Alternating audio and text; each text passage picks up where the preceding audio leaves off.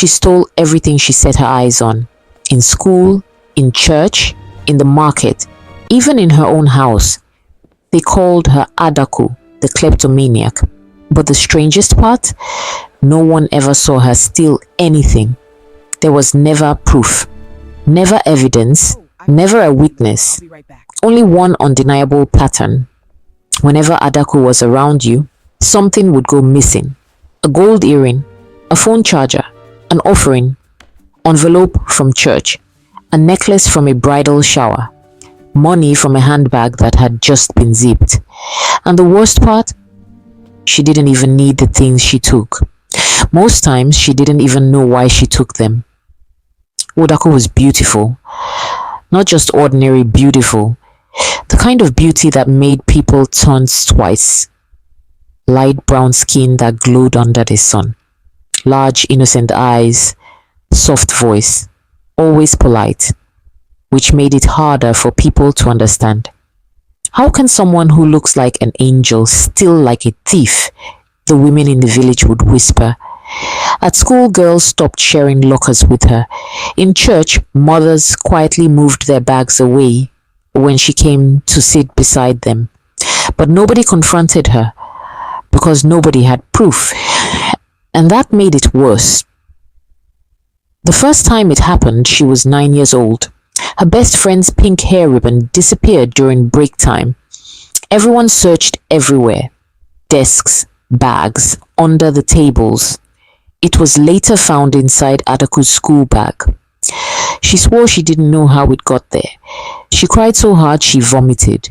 Her father beat her that day, but through tears she kept saying, "I didn't take it. I didn't take it." After that day, it never stopped. When she was 12, money disappeared from this church offering box after children's service. The pastor didn't accuse her directly, but his wife looked straight at her when she said, "God sees everything." That night, Adaku knelt beside her bed and prayed until her knees hurt. "God, please, if I am the one doing it, stop me. Please stop me." But the stealing continued. There were moments she would suddenly wake up and realize something was inside her pocket. A wristwatch, a small perfume, a folded note of 500 naira. She would stare at it in horror, her heart pounding, trying to remember when she touched it. But her mind would be blank, empty, like someone switched off the memory. Then she would cry. Sometimes she returned the items secretly. Sometimes she threw them away in the bush out of fear. But the reputation stayed. And reputation in a small village spreads faster than fire in Hamatan. By the time she was 16, no one invited her anywhere. Not birthdays, not study groups, not sleepovers. Even mothers warned their daughters, "Stay away from that girl." She became lonely, very lonely. And loneliness makes you start believing the worst things about yourself. Maybe I'm cursed, she began to think, because it didn't feel normal. It felt controlled, like something pushed her from inside. Her father watched all this silently. He never defended her publicly. He never cleared her name. He only looked tired, older than his age, like a man carrying a secret too heavy for his back. And sometimes, when Adaku wasn't looking, he would stare at her with guilt in his eyes. Deep guilt. There was one more strange thing. She kept dreaming about a man, a tall, dark man she had never seen before. He stood at the edge of a farm, calling her name softly. Adaku. In the dream she would try to run away, but her legs felt heavy, like chains were tied to her ankles. Then she would wake up sweating, her heart racing every single time. And the dream started when she was 8 years old. The same year her mother fell sick. The same year everything changed. Oh, if only she knew that her mother's sickness was not ordinary, and her stealing was never ordinary either. The year Adaku turned 8 was the year her mother began to die. It didn't happen suddenly. It started with small things. Persistent headaches, nosebleeds at night, weakness that refused to go away. At first they thought it was malaria, then typhoid, then spiritual attack. Because in their village, when sickness refuses to leave, people begin to whisper, and people were whispering. Adaku remembered the night her mother collapsed in the kitchen. She had been grinding pepper. Suddenly the pestle dropped. Her body followed. Her father carried her in his arms, shouting her name. That was the first time Adaku saw fear in her father's eyes. Real fear. Hospital bills began to pile up. Drugs, tests, injections. Nothing worked. Doctors in the nearby town said it was a rare blood complication. They needed money, a lot of money. Money her father did not have. He was just a palm wine tapper.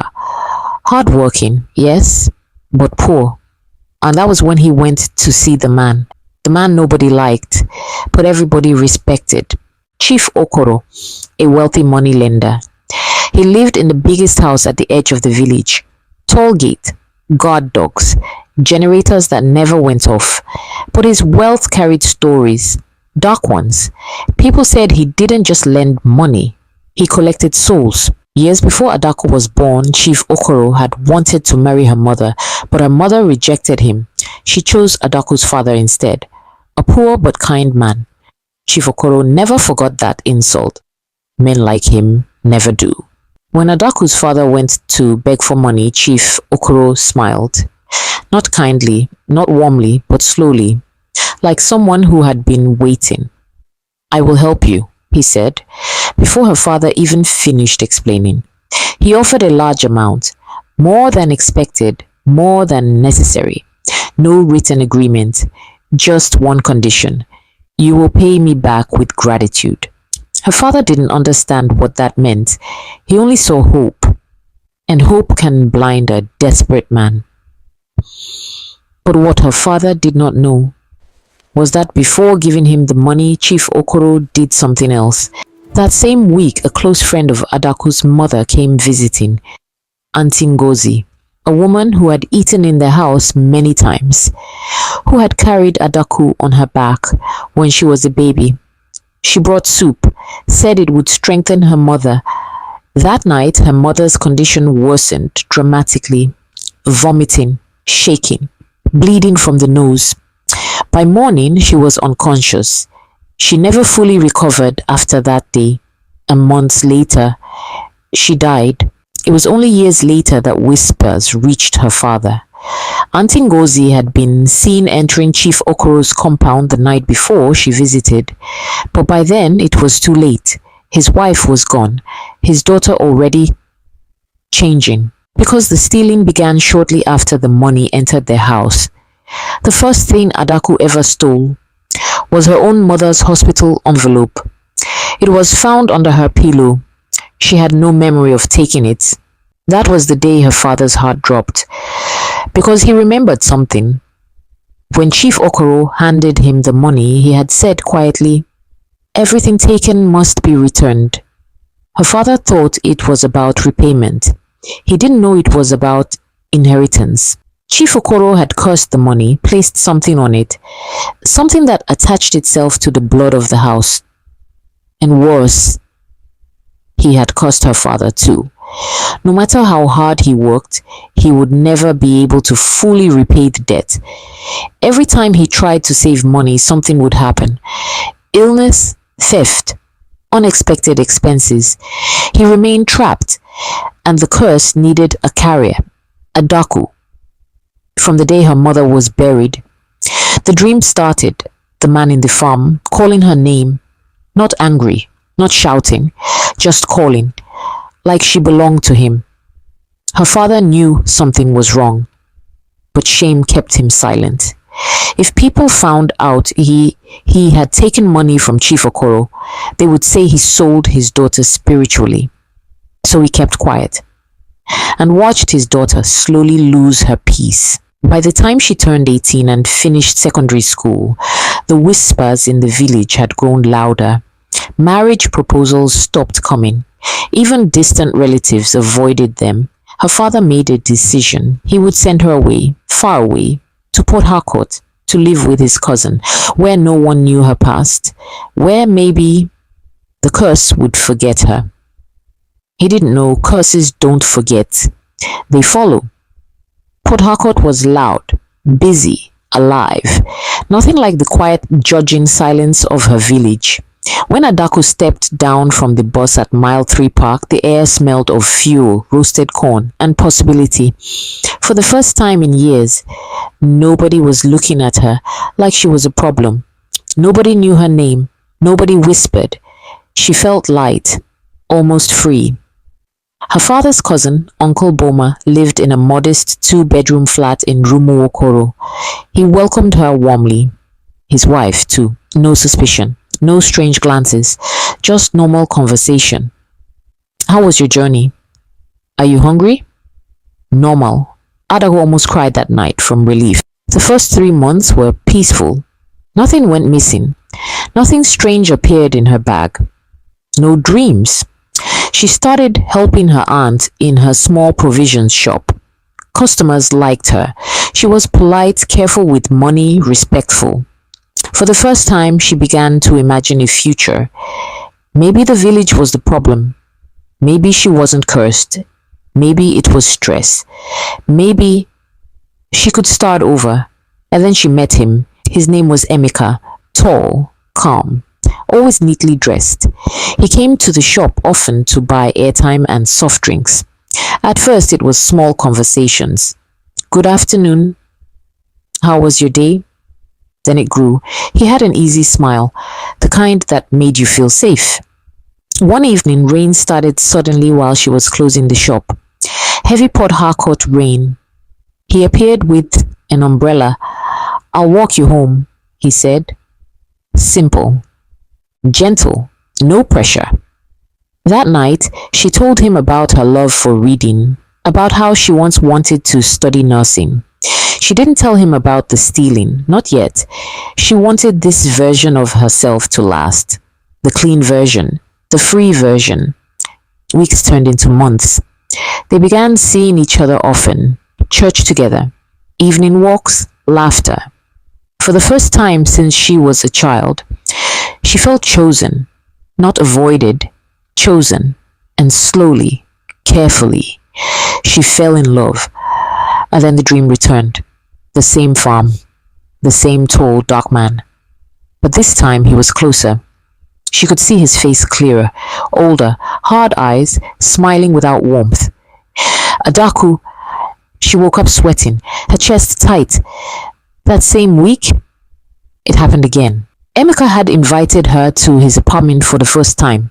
A simple, tidy place, bookshelf, framed pictures of his late mother, and on his table, a wristwatch, old but carefully preserved. He noticed her looking at it. That was my mother's last birthday gift to me, he said softly. She saved for months to buy it. He smiled. It's the only thing I have left of her. Adaku nodded. Something inside her shifted. A strange pull, uncomfortable, like a whisper in her ear. Take it. She shook her head slightly, trying to clear it. Later that evening, she went home, happy, smiling. But when she reached her room and dropped her handbag, the watch fell out. Her heart stopped. No, no, no, no, no. She stared at it like it was a snake. Her hands began to shake violently. I didn't... Her voice broke. I didn't take this. But it was there, inside her bag. Again, just like when she was 9. Just like the ribbon. Just like the offering money. The curse had followed her. For the first time since coming to Port Harcourt, she felt the chains tighten again. And this time, it wasn't just about reputation. It was about love. Emeka called her the next morning. His voice was different. Not angry, but tight. Adaku, have you seen my watch? Her stomach dropped instantly. The dream, the whisper, the weight in her bag. This was it. The moment that always destroyed everything. She could lie. She had lied before. Or rather, she had denied.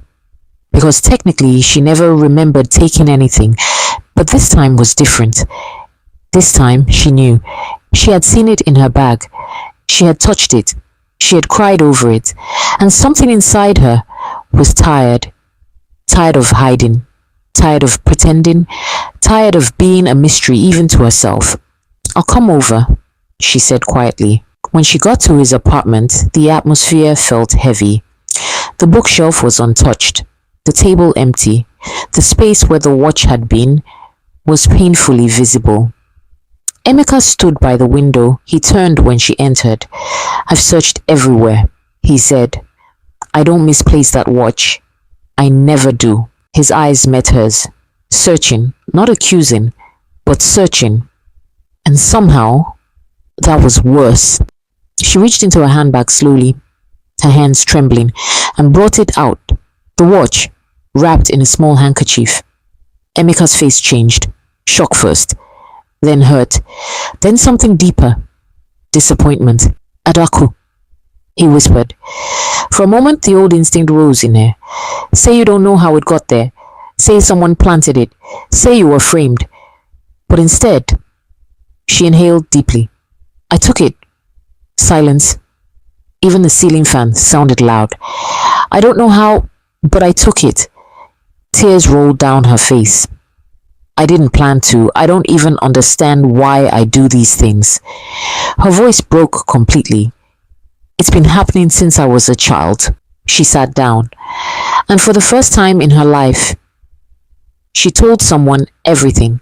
About the village, about things going missing, about being called a thief without proof, about the dreams, about the strange man calling her name, about her mother's sickness, about the money her father borrowed, about Chief Okoro, about the whisper that says, "Take it."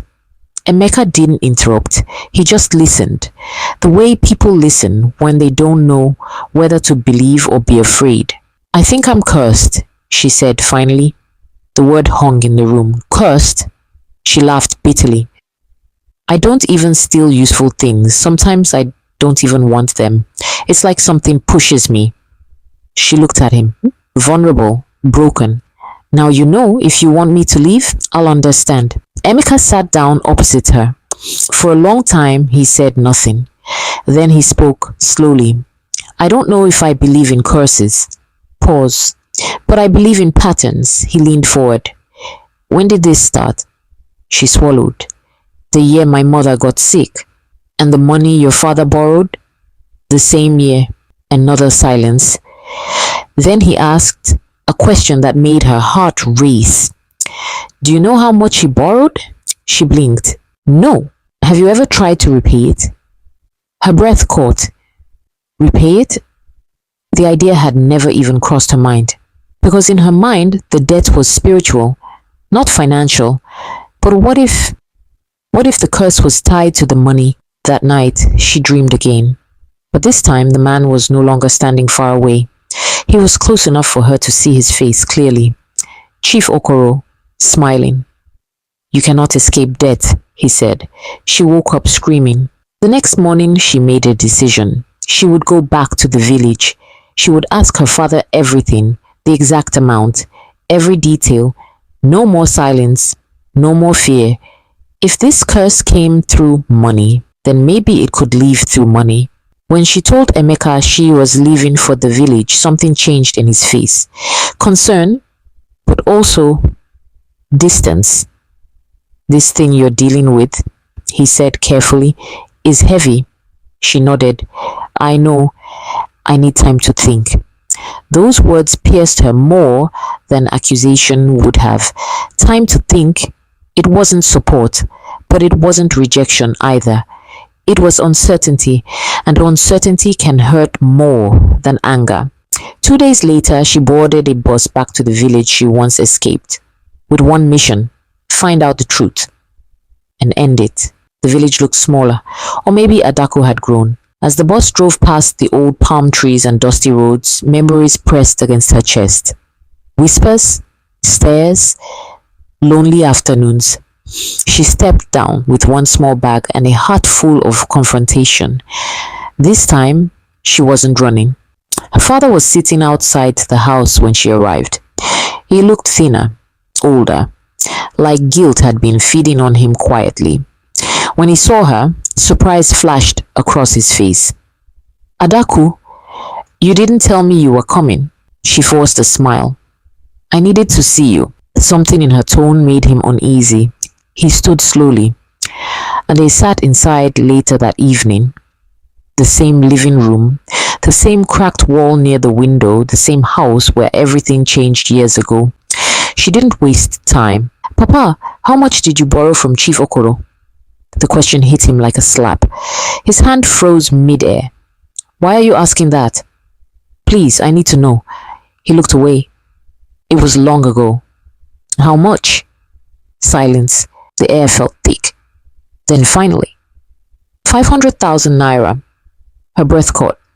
That was a fortune back then. And how much have you paid back? His jaw tightened. Nothing. Her heart dropped. Nothing?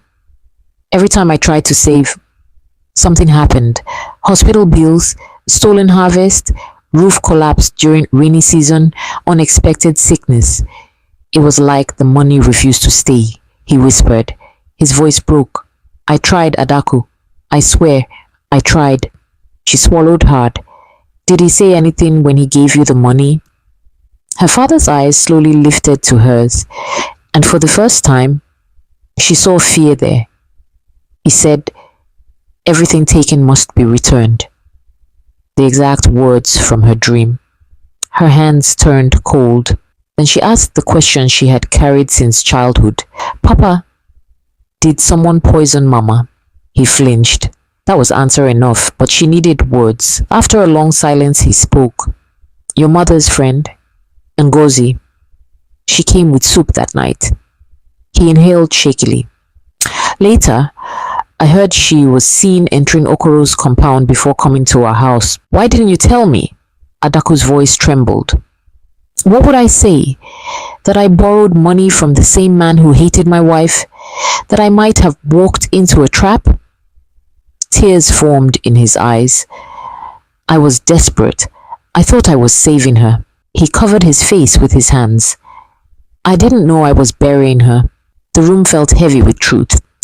Years of silence cracking open. Adaku's chest tightened. Papa, did he ever threaten me? Her father hesitated, then nodded slowly. He said, if debt is not repaid, something precious will carry it. Something precious. Her mind went blank. She was 8 years old. 8. That night, she slept in her old room, and the dream came again. But this time, it wasn't a farm. It was a graveyard. Chief Okoro standing beside his own grave. Because yes, he had died 3 years ago from a sudden stroke. She never attended the burial. She didn't even know why she felt relieved when she heard. In the dream, he looked at her and said, death ties blood. She woke up at 3:17 a.m., her heart racing. This was no longer fear. It was clarity. If the curse entered through debt, it must leave through repayment. The next morning, she made a decision. She would repay every naira, even if it took everything she had saved, even if she had to borrow, even if it meant starting life from zero again. She would end it, not spiritually, not emotionally, practically, completely, she told her father. He stared at her like she was crazy. He's dead, Adaku. Death doesn't die with the body, she replied calmly. He tied it to blood. Her father's eyes filled with tears. This is my fault. No, she said softly. This ends with me. But there was one more thing she didn't expect. As she stepped outside later that afternoon, she saw someone standing near the gate, travel bag beside him, dust on his shoes. Emeka? He had come. For a moment, Adaku thought she was imagining him, but Emeka didn't disappear. He stood there, unsure, like a man who had rehearsed his words too many times on the journey. Her father noticed him too. Who is that? Adaku swallowed. My friend. Emeka stepped forward slowly. I'm sorry I came without telling you. His eyes were on her, not her father. I needed to see this through. She walked toward him. You said you needed time. I did, he admitted. I was afraid. He didn't sugarcoat it. I've never dealt with something like this before. I didn't know if I was strong enough. That honesty hurt, but it was real. But, he continued, I realized something. He picked up his travel bag. If I walk away now, I'll spend my life wondering if I abandoned someone who was fighting for her freedom. Silence. Then softly, I don't want to be that man. Her eyes filled instantly, not because he came, but because he chose to come. That evening, the three of them walked to the cemetery at the edge of the village. The sky was heavy with orange sunset light. Chief Okoro's grave was large, well built, polished stone. Even in death, he wanted to look powerful. Adaku stood in front of it, her hands shaking. Inside her small bag was money, not 500,000, more, because of inflation, because of years past, because she wanted no technicality left. She had withdrawn everything she saved in Port Harcourt. Emeka added the rest quietly, without telling her. She knelt, placed the envelope on the grave. Her father stood behind her, silent, ashamed, hopeful. Adaku inhaled deeply. Her voice was calm. You said everything taken must be returned. The wind shifted slightly. You poisoned my mother. Her father flinched at the words. You cursed money that came into our house. Her voice didn't shake. But today, I return it. She placed her palm on the envelope. Every naira, with interest. Then she said the words that came from somewhere deeper than fear. You have no claim over me anymore. Silence. The kind of silence that feels like something is listening. She closed her eyes. For a split second, she saw him, in her mind, standing at the edge of that same farm, watching. But this time, he wasn't smiling. He looked distant, fading, like smoke touched by wind, then nothing. The air felt lighter, not dramatic, not thunder, not lightning, just quiet, peaceful quiet. Adaku opened her eyes slowly. Her chest felt different, empty, but in a good way, like a weight had been removed that she didn't even realize was crushing her lungs.